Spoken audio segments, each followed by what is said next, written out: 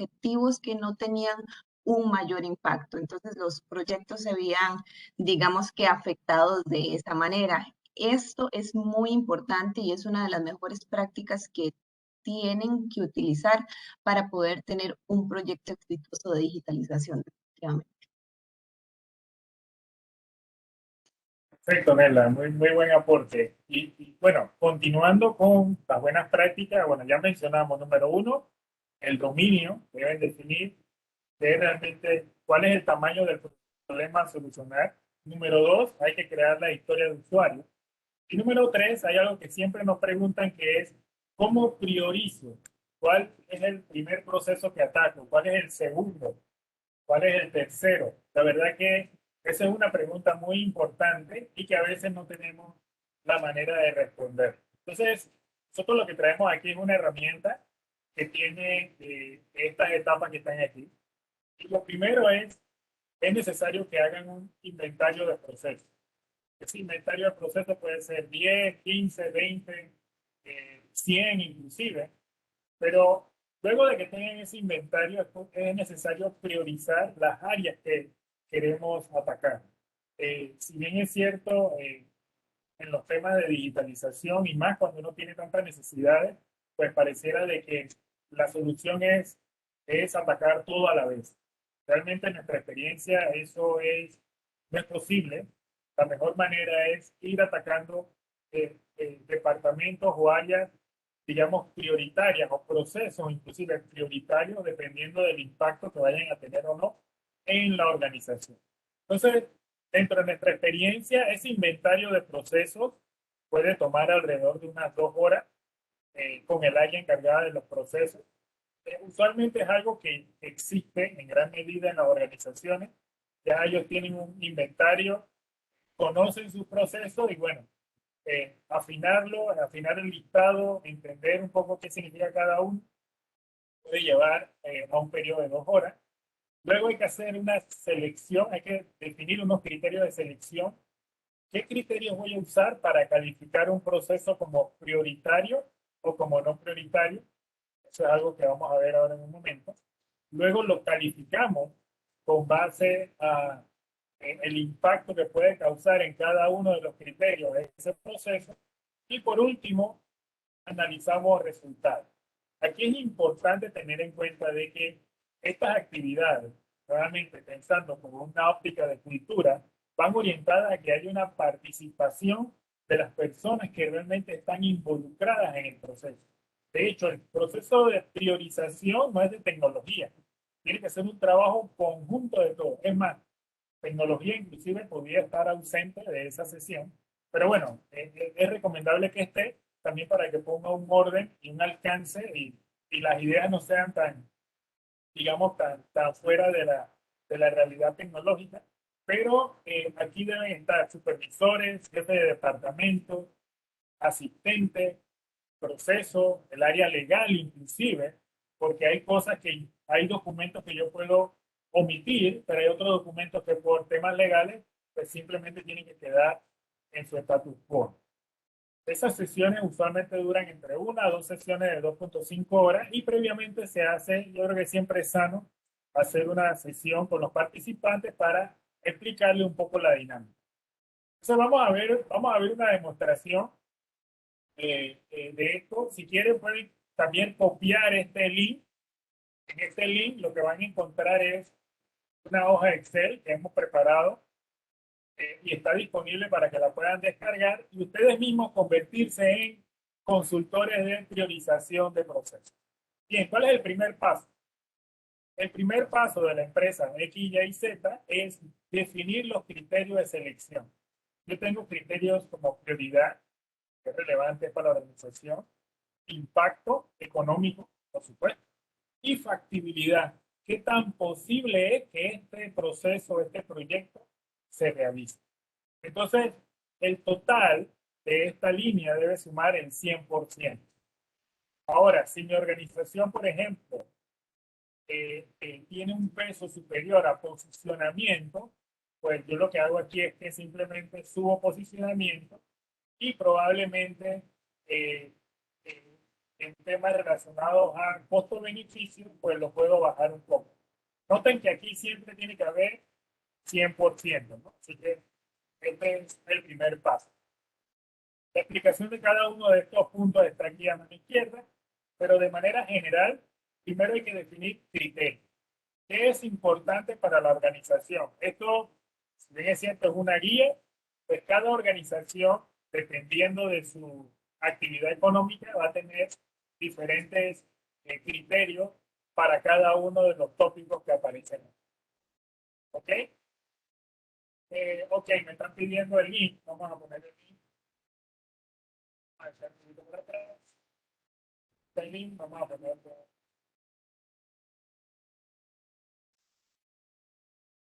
Ok, listo. Ahí está el link para los que nos están pidiendo el link a través de la página. Bien. El siguiente punto es, vamos entonces ahora sí a calificar los procesos. Recuerda que les mencioné que teníamos que tener el inventario. Bueno, de ese inventario yo voy a seleccionar 10 procesos que son aquellos que por sus características pues debo analizar dentro de este grupo de evaluación. Entonces aquí pongo, pues, por ejemplo, el proceso de recepción y asignación de número de ingresos y voy calificando 1 menos relevante y 10 más relevante. Ven que él va cambiando de color. Ahora, ¿con quién yo hago esto? ¿Con quién realizo y defino cuáles son los procesos que voy a analizar? Pues esto lo hago con las personas que van el proceso. Muy probablemente los líderes, los operadores clave, las personas que tienen una trayectoria importante en la organización, con alguna gerencia, algún supervisor, pero no debe ser un trabajo de una sola persona ni de tecnología, debe ser un trabajo en equipo. ¿Sí? Pues para cada uno de los procesos, yo voy a ir definiendo esta estructura, ¿sí? Cambiando con base a esto. Y realmente lo que se hace aquí es que en la medida que voy avanzando, voy consultando el equipo, el proceso de traslado, desde la perspectiva de prioridad, si genera si tiene un impacto al posicionamiento de la empresa. Pues probablemente sí, o si no tiene impacto, pues probablemente no. ¿Cuáles son aquellos procesos que realmente generan impacto, o sea, para hacer una diferenciación? Imaginemos que yo tengo un proceso de recursos humanos de solicitud de vacaciones. Muy probablemente ese proceso tenga un bajo impacto económico y desde el punto de vista de recursos de factibilidad, pues las personas digan, mira, si hoy día se está haciendo, sigámoslo haciendo de la misma manera. Pero si es un proceso que tiene involucrado a un cliente, el proceso de entrega de mercancía a un cliente, o de atención del cliente, o inclusive de manejo de quejas, muy probablemente ese proceso tenga una publicación importante. Entonces, una vez que ustedes han analizado esta matriz, luego la misma hoja nos genera los rankings. El ranking generalmente va orientado a, voy a ponerme aquí, va orientado a factibilidad. ¿Qué significa factibilidad? Bueno, la posibilidad de que este proceso tenga, digamos, una realización dentro de la visión que tiene la organización con base a los criterios que hemos definido. El impacto económico es importante. Si ese proceso genera un impacto económico para mi organización, bueno, evidentemente es necesario también tenerlo acá. Y la prioridad, como vemos allí, ya la hoja la va marcando. Entonces es una combinación entre factibilidad, impacto económico y prioridad. Y para hacer una representación gráfica, que es lo que ahora nos toca llevarle a nuestros directores o a nuestros gerentes, es, bueno, luego del análisis, realmente estos procesos que están acá, tomando en consideración de que a mano derecha tengo mayor prioridad, a mano izquierda tengo potencial oportunidad de realizarlo, y desde el punto de vista de factibilidad, al nivel más alto tengo mayor factibilidad y al nivel más bajo tengo menos factibilidad. Entonces, estos son los procesos que de cierta manera deberían ser los prioritarios y luego entonces voy bajando y seleccionando los demás. Entonces, esta es una herramienta, la verdad que bastante sencilla, bastante práctica, que permite de una manera científica poder alinear y ordenar dentro de, por supuesto, la colaboración de diferentes áreas y departamentos, los diferentes procesos. Algo que yo quiero rescatar de estas sesiones que hemos tenido con diversos clientes es que el valor más importante de estas sesiones, si bien es cierto, sí, es poder determinar claramente cuáles son los tres primeros procesos, eso es importante, pero adicional es el compromiso de todo el equipo de que a pesar de que su proceso no fue seleccionado como prioritario, está de acuerdo en el método de selección. Y más importante aún, al final se vuelven en personas impulsadoras de los procesos que están asignados como prioritarios. Entonces, es importante de que ustedes dentro del entorno de cultura consideren la participación de los diferentes involucrados. Claro, no se puede tener a toda la empresa, tienen que ser personas claves que ustedes consideren dentro de esas reuniones, pero al final sí que hay un representante de cada una de las áreas y que realmente pueda dar su aporte, ¿no? En primera instancia, siempre el ser humano pues busca poner su proceso como el prioritario, pero una vez que hacen todo este análisis en conjunto, pues el resultado que está aquí es totalmente aceptado por la gran mayoría de experiencia que hemos tenido. Ahora sí, pasemos entonces a la sesión, a buenas prácticas de dimensionamiento, pero sí, no queríamos dejar pasar este momento para mostrarles la herramienta y bueno, espero que todos ya hayan podido copiarla, descargarla y pues se conviertan en consultores de priorización de procesos. Bien, otra área importante, y bueno, antes de pasar, quiero darle otro espacio a Marianela. Sí, Marianela, no sé si tienes algún comentario, Nela, de lo que acabamos de ver. No, Gustavo, solamente estoy viendo por acá una pregunta de Alfredo que dice que si la sesión de video será compartida posteriormente. Sí, la respuesta es sí. Vamos a compartir la sesión a lo que, bueno, a los que se inscribieron, que obviamente están aquí en esta sesión por la página de GBN Academy. Ya tenemos su correo, así que al finalizar vamos a enviar los links. Vamos a enviar el link también del Excel que estamos mirando y por supuesto que los materiales complementarios. Perfecto. Seguimos entonces. Adelante. Desde el punto de vista de buenas prácticas, ahora sí, de dimensionamiento. Recuerden, lo anterior fue cultura. Hicimos un pase en primero entender de qué tamaño es el problema que quiero solucionar, luego entender la historia, con quién, con los usuarios, y por último, entonces, priorizar en conjunto, con casualmente los usuarios expertos, para poder tener ese momento de consenso. Ahora entonces vamos a hablar de dimensionamiento, y bueno, aquí qué bien que tenemos a nuestra experta Marianela que nos va a ayudar más adelante. Algunos elementos importantes es el volumen. Esto es algo que la verdad que siempre se nos pregunta y dice, bueno, ¿y puedes estimar qué cantidad de información hay en esta colección de cajas, en esta cantidad de archiveros o en estos gabinetes laterales? Bueno, realmente ya existen métricas que se utilizan para eso. Yo las puse aquí para que ya las tengan a la mano. Pero si bien es cierto, existen diferentes métodos para estimar los volúmenes, es necesario tener en cuenta de que la cantidad no necesariamente es lo más importante. Nosotros, digamos, en el transcurso de los años hemos visto de que la primera impresión o la primera sugerencia de las personas que tienen proyectos de este tipo es, quiero digitalizarlo todo, ¿no?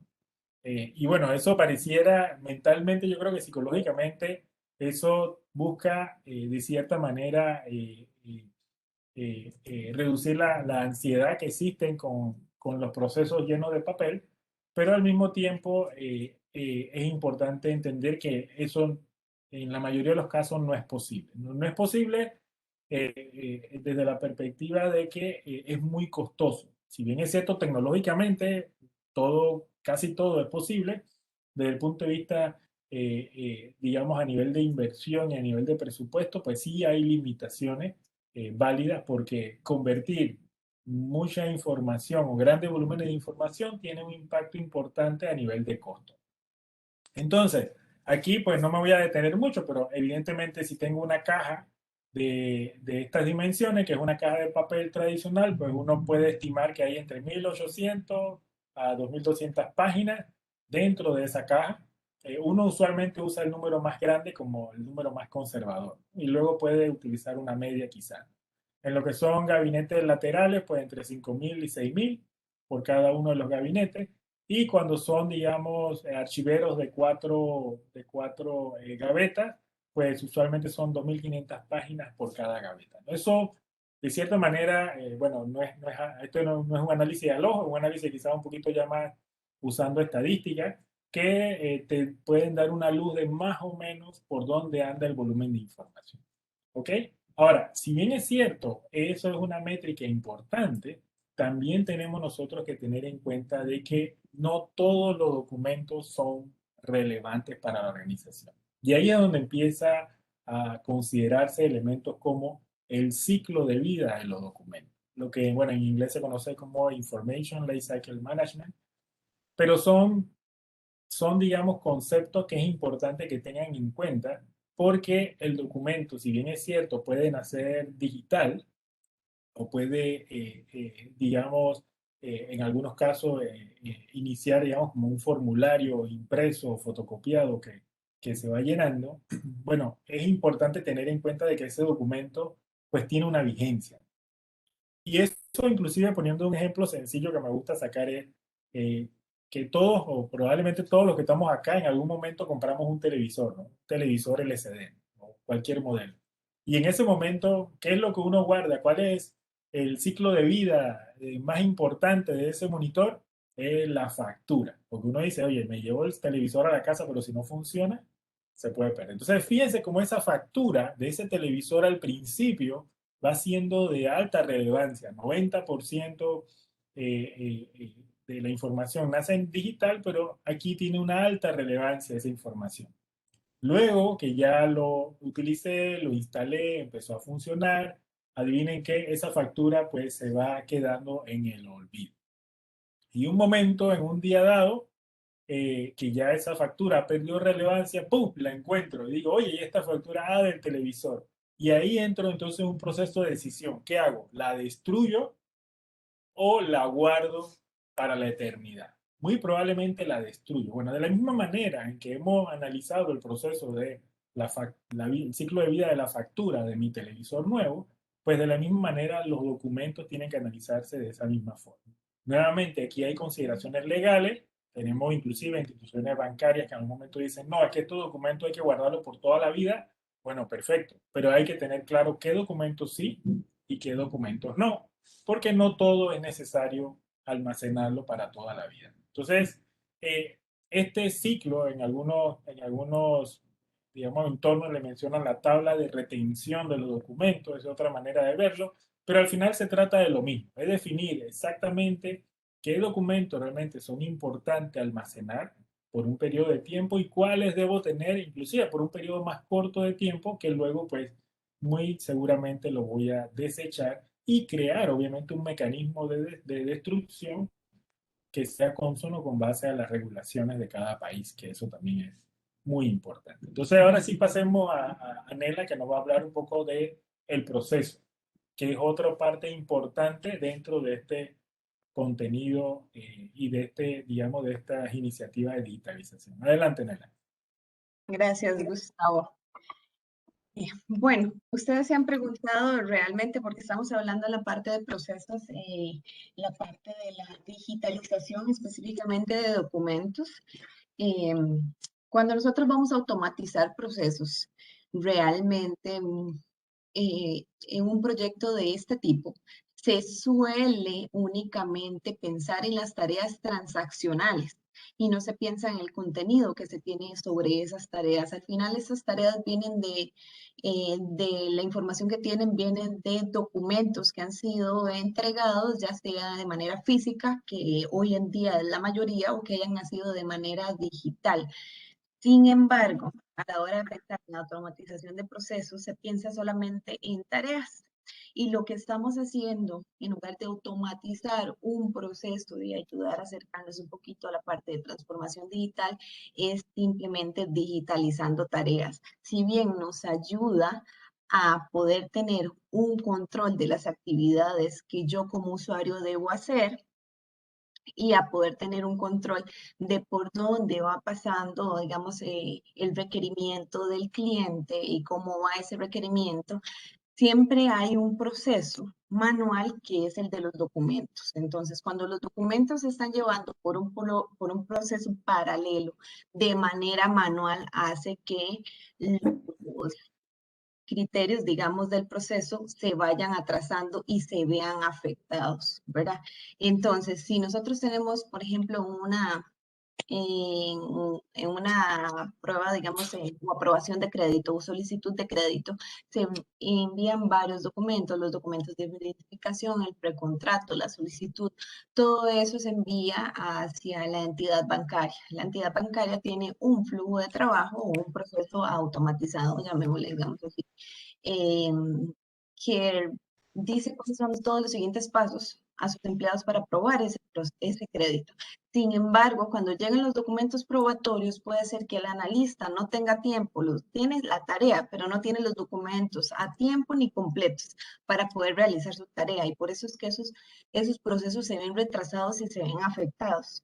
Entonces, de ahí la importancia de la digitalización y el proceso de digitalización. Aquí vamos a hablar del proceso de digitalización específicamente del histórico. ¿Por qué del histórico? Porque el histórico muchas veces es necesario consultarlo en varios procesos para poder seguir adelante. Entonces, ¿qué es lo que se tiene? Bueno, para la digitalización se tienen 5 o 6 pasos del proceso de digitalización que nos van a ayudar a que esos documentos estén disponibles para toda la organización.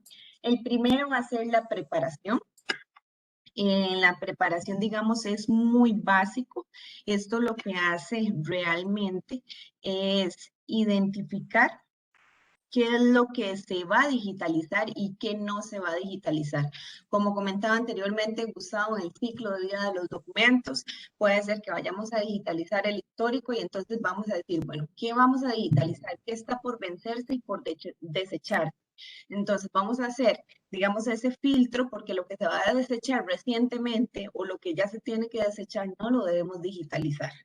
Primero porque suma horas de esfuerzo en el proceso y segundo porque también necesitamos poder almacenarlo y aunque no estemos utilizando un almacenamiento físico que son cajones, que es un edificio, estamos consumiendo storage. ¿Verdad? Y entonces esto una vez que determinen ahí qué es lo que nosotros vamos a digitalizar, esto se hace de manera manual, se reciben expedientes del cliente, digamos, un grupo de personas están dedicadas a eso, una o varias personas, dependiendo de la cantidad de expedientes que tenga el cliente. Se reciben esos expedientes, se retiran las grapas, de forma ordenada se van acomodando las páginas y pues, por ejemplo, digamos, si se dice qué sé yo, que en el expediente vienen 2 cédulas, porque eso pasa muchísimo. La gente de los expedientes tienen secciones. A veces son expedientes muy grandes y sigamos con el ejemplo de bancario, si es un crédito hipotecario. Si ustedes han podido ver en algún momento los expedientes de un crédito hipotecario o, por ejemplo, un expediente judicial, son expedientes de muchísima cantidad de documentos. Entonces, ¿qué es lo que pasa para agilizar y qué es lo que hacen las personas que están recibiendo estos expedientes? Y tienen que validar que en su proceso revisaron el expediente y verificaron la cédula del cliente que están atendiendo, en lugar de buscar todo el expediente, la fotocopia de la cédula que ya existía, es más fácil volver a sacarle una copia, volver a juntarla al expediente como comprobante de que sí rehicimos esa tarea. Entonces, ahí lo que están haciendo es duplicando. Entonces, en este proceso también se hace eso, digamos, se quitan todos los documentos duplicados que pueda tener el expediente, con el cliente se define cuál es el documento que quiere dejar en ese expediente porque no es necesario. Es decir, se prepara el físico para que entre el proceso de digitalización. En la primera etapa de preparación no se hace absolutamente nada. Ahí solamente si están arrugadas las hojas, pues se tratan de estirar, que si están arrugadas, digamos, o dobladas las puntas, que si tienen grapas, que si tienen otras cosas que están estorbando para la digitalización. Todo eso, digamos, lo que hace es ahí prepararse y se realiza un conteo de páginas, ¿verdad? Ese conteo de páginas, una vez que se prepara y se identifican, ahí también vamos a ver cuáles van a ser esos los atributos. Entonces dicen, bueno, tantos atributos o el tipo de cantidad de atributos de búsqueda que se van a utilizar después, y se le pasa para la parte de indexación, se le pone con la cantidad de páginas que es, van todos agrupados y ordenados.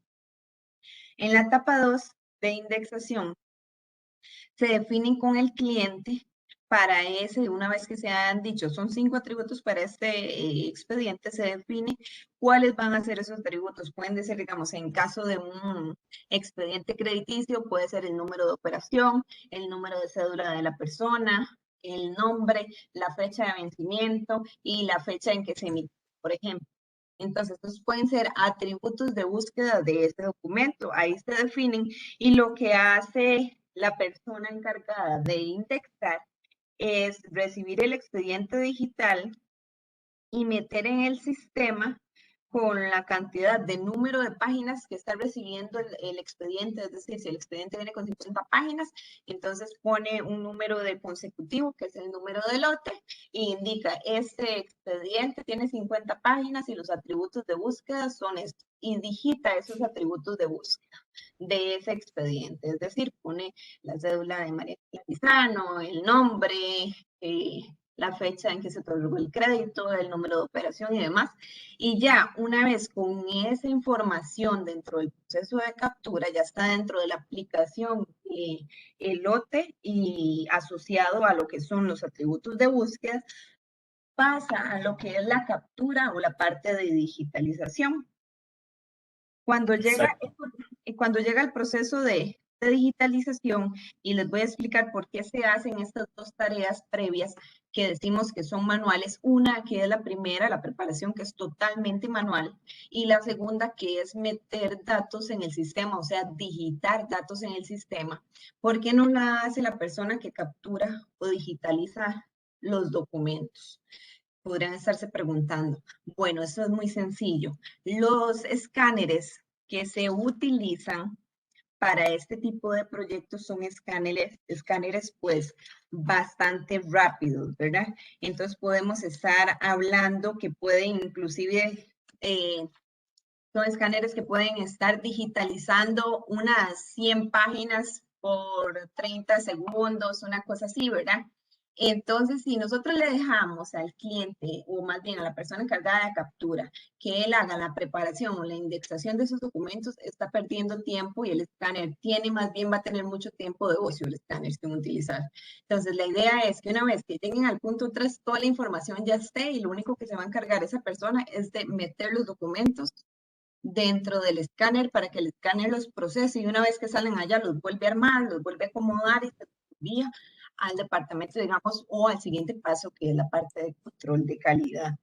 Correcto, correcto. Ahí, Nela, quería que me dieras una oportunidad para comentar de que la indexación, como vemos allí, es un punto también crucial de estos proyectos, y es definir cuáles son esas palabras clave, esos campos, esas descripciones que me van a permitir a mí luego buscar los documentos. Como parte de lo que hemos mencionado es planificar, planificar y planificar. Realmente es importante definir desde un principio cuáles son esos índices, esos elementos de identificación de mi documento, para tenerlos todos planteados ya en esa segunda etapa. ¿Por qué les hago referencia a ese punto? Porque una vez que ya el sistema está montado y está trabajando, y que nosotros digamos, es que se me olvidó añadir un índice adicional que era el número de cédula, pues créanme que el impacto es muy grande, porque entonces hay que volver a reprocesar todos aquellos documentos que pues simplemente porque no existía y ahora sí existe, hay que incorporarle el número de cédula. Entonces, eso es un ejemplo muy básico, pero que al mismo tiempo muy importante de que la planificación, la facilidad que nosotros tengamos de poder escuchar la historia de los usuarios, cómo buscan la información, cómo acceden a ella, es importante considerarla dentro del diseño, mucho antes inclusive de instalar toda la infraestructura tecnológica para que funcione. Ahora sí, Nela, gracias. Así es, muy buen aporte, Gustavo, muchas gracias. Eso es muy importante también por lo que menciona Gustavo en la parte de la indexación, la búsqueda de los documentos, que no estamos pensando solamente en cómo buscar los documentos o volverlos a traer, sino en cómo no se pierdan. Ahora mencionaba Gustavo un tema de que, bueno, si se me olvidó la cédula y ya pasó por todo el proceso y ahora yo digo que hay que ponerle el número de documento de identidad, bueno, ese era precisamente el atributo de búsqueda y ya pasaron un montón de lotes, entonces, ¿cómo encuentro efectivamente el lote o los lotes que se fueron sin ese número de identificación o los que corresponden a eso? Habría que hacer una búsqueda, empezar casi de cero, ¿verdad? Volver a hacer una búsqueda e identificar cuáles eran los que correspondían con ese número de identificación y de. Gracias, Gustavo. Bueno, como les Exacto. comentaba, en la captura, ya una vez que tienen ahí la captura, por supuesto, es un escaneador, o una persona o dos. Aquí va a depender mucho de la cantidad de documentos que se reciben y de la velocidad del escáner, ¿verdad? Así van a depender la cantidad de escáneres y la cantidad de personas disponibles para hacer esa tarea. Ya como les dije, ellos no pueden hacer las tareas anteriores para no tener que hacer un atraso en el proceso ni un retrabajo. En la parte de control de calidad se revisa al nivel de imagen, o sea, se verifica contra el expediente físico, página a página, que la imagen sea nítida, que no haya salido, por decirlo así, volcada o que no haya salido medio borrosa la imagen. En el caso de que la imagen pues haya salido un poco borrosa, se realiza un reproceso, ¿verdad? Que consiste en la recaptura de las páginas que se están marcando como que no han salido bien.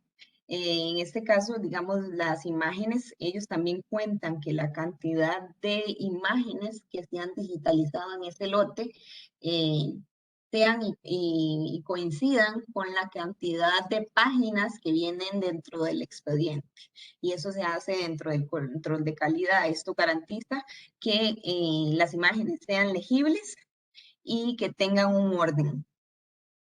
Luego, como punto número 5, en la reindexación, esto es un paso.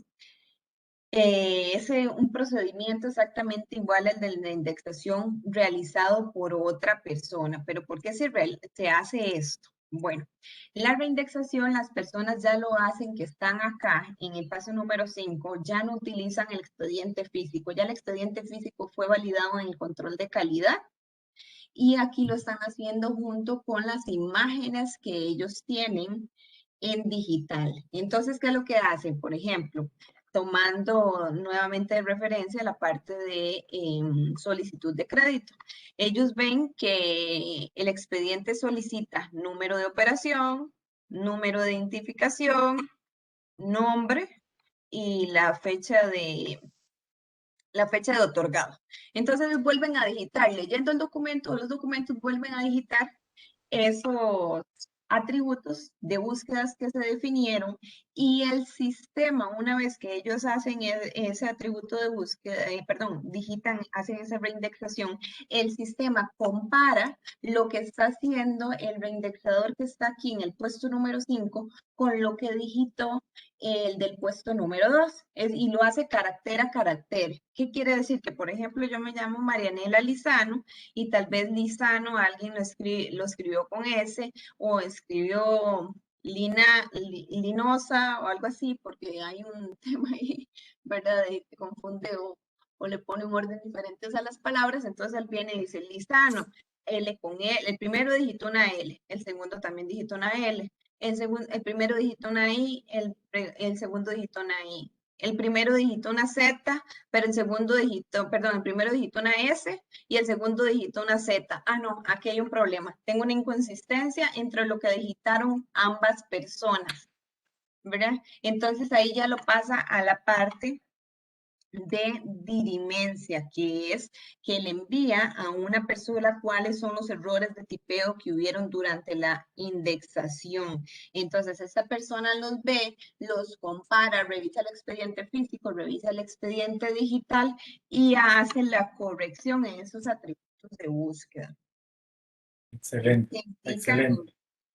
te indican, digamos que ahí los mismos datos y lo que se hace, digamos así, el dirimente es poder corregir y poder pasar imágenes fieles y datos fidedignos. ¿Por qué? Porque las imágenes tienen que verse, tienen que leerse, tienen que entenderse. Y los datos que sean fidedignos porque son los datos que van a tener ellos para poder realizar las búsquedas. Imagínate que si esto lo llegamos de una vez de la dirimencia y lo pasamos con errores, por ejemplo, a un gestor de contenido, donde alguien va a llegar a consultarlo y están buscando mi expediente por nombre, probablemente nunca lo van a encontrar porque tiene errores. Totalmente, Entonces, totalmente. el dirimente lo que hace es eso, realmente poder pasar imágenes fieles y datos fidedignos en el sistema de digitalización. Y bueno, Perfecto, perfecto. De eh, hecho, creo que aprendimos una palabra nueva, Marianela, ese dirimente dirimencia y el dirimente. y el Creo que dirimente, no lo tenemos en todos los proyectos, pero hay que añadir un dirimente ahí, por supuesto. aquí se añade, por supuesto. Nela, nada más por cuestiones de tiempo para mencionarte de que tienes 4 minutos para el resto del Ok, contenido que tienes. Ah, perfecto, no te preocupes. Entonces, bueno, una vez que ya sabemos cuál es el proceso, se preguntarán cómo es la forma en que nosotros podemos dimensionar, qué tenemos que saber. Si quieres, Gustavo, me haces el favor de pasar a la siguiente página. ¿Y cuáles serán todos esos elementos de cálculo? Bueno, aquí pusimos algunas consultas de lo que nosotros debemos saber para poder dimensionar un proyecto de digitalización. Debemos saber cómo está el ordenamiento del espacio físico de la documentación geográfica, si están estantes, si están cajas, si está en un tercer piso, todo eso tiene que ver, digamos, y nos ayuda mucho para la parte del dimensionamiento. Luego, con respecto a la documentación histórica, y hablo de histórica porque está también la documentación que se recibe día a día, que eso pues puede tener otro tratamiento de otro tipo de digitalización. En caso de la documentación histórica, tenemos que saber la cantidad de expedientes, la cantidad de los documentos, la cantidad de páginas, ¿verdad? La digitalización de, digamos, de los expedientes va a ser por ambas caras, el tamaño del papel, el tipo de papel también, y realmente algo que tiene mucho que ver en esto es cómo se conservan esos documentos. O sea, qué tan manipulables son, si no son documentos que tenemos que tomar o tener algún escáner especial, porque no se pueden ni tocar porque se vuelven polvo, ir a ponerlo así como encima y tomarle la foto para poder digitalizarlo. como un papiro, Exacto. Marianela. Algo así como un papiro, también incluso a veces son libros que no se pueden despegar. Antiguamente habían expedientes que se hacían, digamos, y se pegaban y se conformaban en manera de libros, no con grapitas ni con prensas, y son expedientes también, digamos, de temas de actas, que generalmente vienen en libros. También eso es necesario saberlo para saber qué elementos necesito yo poder involucrar dentro del proceso de digitalización. Y como ejemplo, si pasas ahí la siguiente, gracias, de tener una idea de cuánto sería, digamos, en tiempo o recursos, más o menos, un proyecto de digitalización. Podríamos hablar que el proyecto de digitalización está dado más que todo por la necesidad del cliente y el tiempo que tenga para digitalizar esas imágenes. Entonces es el tiempo. Generalmente se viene por alguna regulación. Entonces la regulación dice que usted al siguiente mayo del 2022 tiene que tener digitalizado todo su histórico porque acaba de pasar una ley que dice que todo tiene que estar digital y resguardado. Entonces, ahí se toma el tiempo y una vez basado en el tiempo y la cantidad de imágenes, aquí pusimos, por ejemplo, 90 días hábiles para ponerlos, digamos, un ejemplo, con 1.400.000 de páginas. Para eso vamos a requerir más o menos 3 escáneres que entre los tres pueden estar digitalizando 20,000 páginas por hora y se requiere una persona por cada escáner que lo esté operando. Para el caso de la indexación, igual tienen que durar todo el proyecto la misma cantidad. Aquí sí se requiere, digamos, depende de la cantidad de índices y se calcula la cantidad de segundos que se puede durar por expediente digitando esos índices. Como esto es a manera referencial, ¿verdad? Puede cambiar y depende mucho de las consultas que hicimos anteriormente en el slide atrás y esas respuestas para poder realmente hacer un cálculo exacto. Pero si fueran solamente 2 índices y tuviésemos personas que digitalizan esos 2 índices en 75 segundos, por decirlo así,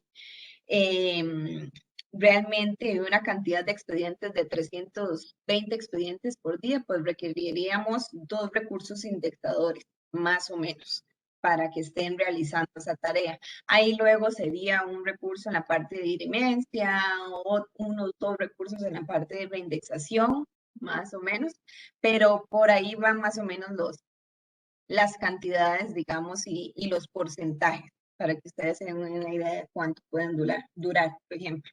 Perfecto. El tema de precios es muy variante, no se puede, por decirlo, dar un precio definitivo. En el mejor de los casos, en el que las imágenes no tengan ningún problema y que estén totalmente legibles y que no haya que primero hacerles algún tratamiento para poder tocarlas ni que ocupe o requiera un equipo especializado, puede andar entre los punto 0,20 y punto 0,50 centavos de dólar por página, más o menos. Pero depende mucho de las condiciones de los documentos, depende de dónde estén inclusive ubicados, porque hay que hacer un traslado, de esa documentación hacia el sitio donde se van a digitalizar esos documentos y después Así es. de vuelta para entregarlos en correctas condiciones. Entonces, los Correcto. precios varían mucho, depende de las condiciones de cada. Sí, y allí me gustaría añadir a lo que tú mencionas, Marianela, de que en algunos casos, dependiendo de la criticidad del documento, hay que mantener una cadena de custodia de ese documento, donde tienen que ir con, Así es. inclusive con policía y con blindado, etcétera, para llevarlos y traerlos nuevamente. Entonces, son elementos que deben considerar y que definitivamente están inmersos dentro de este tipo de proyectos. No, excelente, Nela. Voy a pasar entonces a uno de los mensajes ya casi finales y es para todo el equipo que nos acompaña acá. Evidentemente hay que evitar el síndrome de Winchester House. De hecho, hasta hicieron una película, pero se trata de eso, ¿no? Se trata de no habilitar procesos incompletos, es decir, una puerta aquí, salgo y caigo del techo. Minimizar el riesgo, como vemos aquí, una bañera en el techo en este ejemplo, que no esté basada en estándares, cambios de último minuto, todo eso forma parte y realmente se mitiga a través de la planificación que hemos estado mencionando, de hacerle a la tarea, de investigar, evaluar, consultar y tener todos los insumos necesarios para que nuestro proyecto pues, no se convierta en una casa Winchester. Y este mensaje aquí es importante, una implementación sin estrategia es ejecutar a ciegas y una estrategia sin implementación, pues lo más seguro es que no brinda ningún resultado. En ese sentido, bueno, traemos muy brevemente, ya para terminar, algunas conclusiones y lecciones aprendidas. La primera, y ojalá le puedan tomar foto a este slide, es apliquen un enfoque metodológico. Tienen un proyecto de digitalización y bueno, en el pasado lo que nosotros veíamos era un interés de hacer las cosas con mucha velocidad y prácticamente pasábamos de la iniciativa directamente a la implementación, pero olvidábamos todo lo que era realmente importante. Debemos investigar, debemos definir esa definición a través del análisis de la información, crear las historias, conversar con la gente que realmente hace el trabajo y entender cómo lo hace, por qué lo hace y qué cosas ellos sugieren se pueden mejorar. A partir de allí, pues hoy por hoy hay una cantidad de metodologías disponibles. está en ideación, está en design thinking, y aquí entonces en conjunto crear esa solución conceptual, y bien es importante, conceptual de cómo debería funcionar la solución ideal. Y por último, entonces ya cuando tengo ese manual con toda esa documentación, con toda esa experiencia, con todas esas sugerencias, entonces cuando ya yo tengo la arquitectura digital de mi futura solución para entonces entrar en un proceso de implementación. Yo creo que eso es muy importante que lo tengan en cuenta. Y por supuesto, algunas lecciones aprendidas, evidentemente hay que involucrar a los stakeholders, estos son los tomadores de decisiones de cada organización. Es importante tenerlos on board dentro del proyecto, comunicados, informados desde el principio y del valor que esto representa. Ellos deben ser uno de los primeros impulsadores de este tipo de iniciativas, en el sentido de que muchas de ellas pues tienden a mejorar, a optimizar e inclusive hasta generar ingresos para el negocio. Valide la información con los usuarios, hagan encuestas, necesitan conocer, necesitan entender cómo se hace hoy. Y muchas veces el área de tecnología, que en cierta manera se piensa es, digamos, uno de los roles preponderantes o importantes de este tipo de proyectos, la verdad sí es cierto, pero realmente la tecnología es un facilitador. Aquí es importante de que el proceso está en la mente de cada uno de los usuarios y es importante extraer esa información y que al mismo tiempo ellos se sientan que forman parte de ese proceso. La digitalización es el inicio, no es el final. Yo no termino cuando digitalizo el 1.000.000 de documentos o el 1.400.000 documentos. Realmente, y créanme, nuestra experiencia ha sido de que una vez hace ese trabajo, pues resulta ser que otras áreas se empiezan a incorporar a la misma dinámica y realmente se vuelve un proyecto que hay que gestionar y evolucionar con el tiempo, ¿no? Importante también, no existe la solución ideal, maneje versiones. Aquí parte de la experiencia que hemos tenido con Marianela es cuando nos dicen, oye, pero es que me gustaría que tuviera un muñequito aquí, un periquito por acá, le decimos, perfecto, eso lo vamos a ver en la versión 2, pero mantengamos la versión 1 tal cual, ¿no? Entonces, son estrategias, si bien es cierto, no es que no se va a hacer, pero sí tenemos que mantener un norte, una dirección muy clara de lo que queremos lograr. Y para que eso suceda, pues también tenemos que manejar esas desviaciones que a veces vienen de los usuarios, inclusive vienen de los equipos directivos. Permite que el contenido y no la tecnología, perdón, guíe su decisión.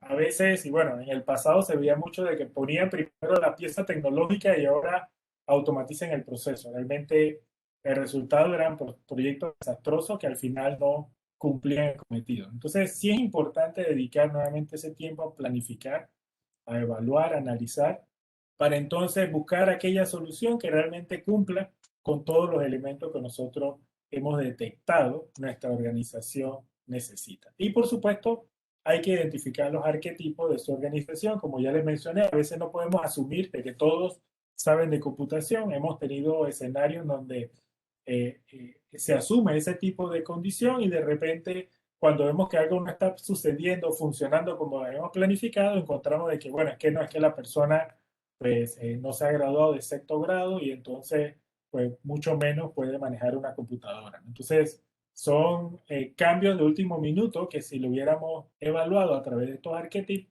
muy probablemente lo hubiéramos identificado y tomado en consideración quizá para hacer algún tipo de reforzamiento, un curso, una formación que le ayude a estar listo para que el proyecto sea exitoso desde un inicio.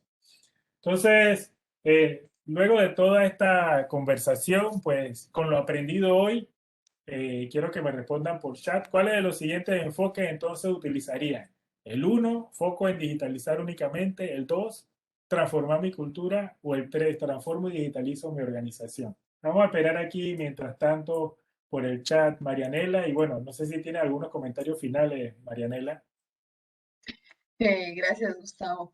No, definitivamente, tal vez con lo que mencionaste anteriormente de los muñequitos y los periquitos que nos piden, es muy Exacto. es muy común realmente, digamos, el tema de realizar los storyboards y todo esto nos ayudan a que incluso el usuario se centre más en la necesidad que tiene que atacar a esos temas que le llamamos nosotros un poquito más superficiales, digamos, de que si es rosado, que si se ve más bonito, que si se ve de otra forma y que se enfoquen en temas que realmente tienen que ver con el cumplimiento y las regulaciones y que puedan ver más allá del aspecto, digamos, a veces, porque muchas veces nos ha pasado que hemos tenido clientes que se han ido porque una solución se ve muy bonita y la implementaron y les cayó la auditoría y les cayeron todos y entonces otra vez volvieron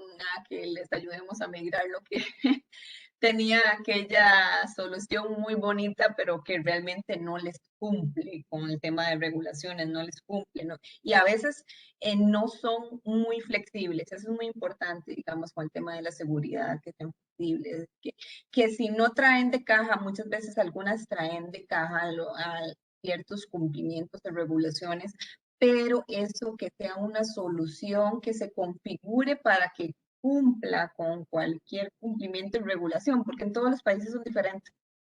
En todos Claro, los países son diferentes. Entonces, por ejemplo, cuando hay clientes que son regionalizados, nos ha pasado que vienen también con el dolor de cabeza de necesito algo que me sirva para todo lado porque ya tengo como 10 herramientas que hacen lo mismo y no puedo con todas. Entonces, exacto, es muy exacto. importante que ustedes tomen la decisión basado más en los cumplimientos y en las configuraciones y qué es lo que hace la herramienta y qué les va a permitir más bien el aspecto propio. Así es, así es. No, no, buen aporte, Marianela, y bueno, ya estamos casi finalizando esta interesante sesión, pero sí, es un tema a considerar, ¿no? A veces nos enfocamos mucho en la herramienta y realmente dejamos de lado lo que se quiere lograr, ¿no? Y bueno, obviamente como tecnólogo, y yo me sumo a ese grupo, nuestra pasión es la tecnología, pero pues si queremos proyectos exitosos tenemos que dedicar un tiempo, involucrar a las personas necesarias para poder planificar adecuadamente y más importante aún, empoderar y involucrar a las áreas que realmente tienen el conocimiento y que son los expertos en sus procesos. Bueno, aquí tenemos un comentario de Graciela, dice, bueno, sí, el fin sería transformar la cultura, que eso es a largo plazo, pero se puede ir avanzando con acciones, por un lado, hacia transformar y digitalizar. Sí, y aquí muy importante de que nuevamente no hay una regla única. Cuando hablamos de transformación, pues a veces se piensa de que tengo que transformar a toda la empresa de golpe y eso tampoco sucede así. Realmente uno va transformando pequeños espacios, ¿no? Que al final pues nos van a llevar, claro, una visión unificada. Por eso es importante tener involucrado de un inicio a las personas correctas para que ellos tengan esa visión de que paulatinamente con esos pequeños pasos vamos a ir transformando la organización y obteniendo aquella y creciendo aquella organización que esperamos ver en el futuro. Entonces, voy a dejar aquí el chat, creo que nos queda un minuto, si hay alguna pregunta más. Si no, de igualmente, pues ahí están nuestros datos, pueden entrar al sitio web, gustavocuervo.com, ahí tenemos las encuestas y los links de la Academia GBM y también estamos en Instagram, donde estamos pues de cierta manera publicando información. Así que bueno, eh, por el momento creo que eso sería todo. Vamos nada más a ver un minuto si hay alguna pregunta adicional.